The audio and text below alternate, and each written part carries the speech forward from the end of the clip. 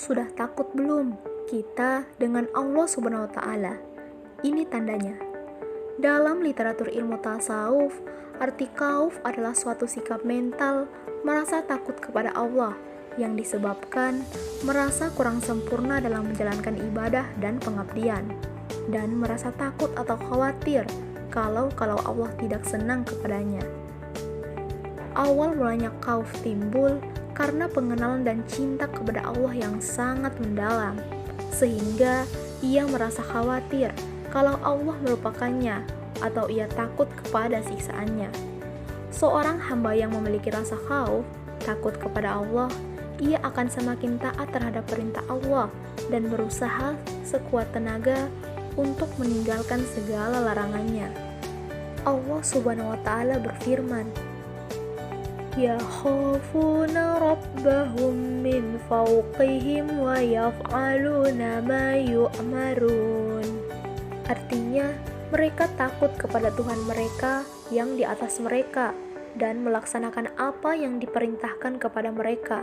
Quran Surah An-Nahl ayat 50. Ayat di atas memberi pemahaman bahwa orang yang takut kepada Allah tidaklah sama dengan takut kepada orang lain yang mempunyai sifat kejam atau takut kepada ancaman binatang yang buas.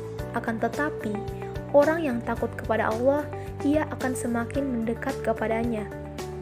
Imam Al-Ghazali dalam karyanya Mukasyafatul Qulub Al-Muqarribu ila Hadrati Alamil Ghuyub fil Tasawuf Juz 1 halaman 11-12 mengutip ungkapan Al-Faqih Abu Laits As-Samarkandi terkait tanda-tanda khauf, takut kepada Allah, yang tampak secara zahir bahwa tanda-tandanya terdiri dari 7 bagian.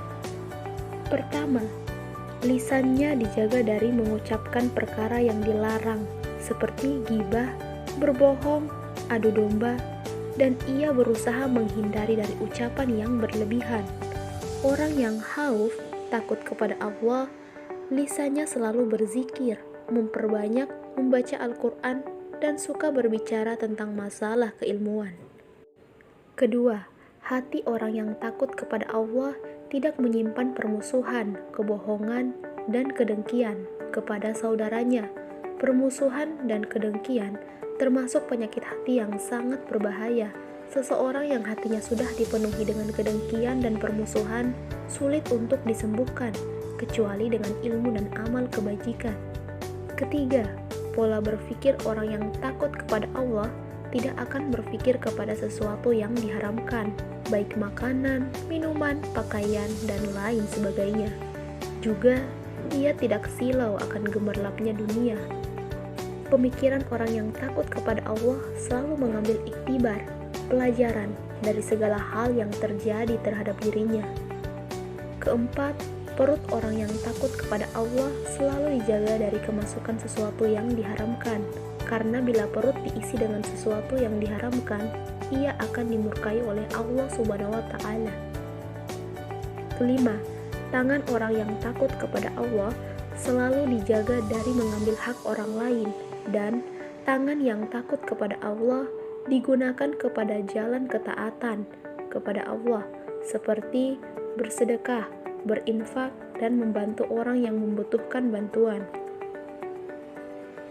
Keenam, kaki orang yang takut kepada Allah tidak akan melangkah kepada kemaksiatan dan perkara yang dilarang.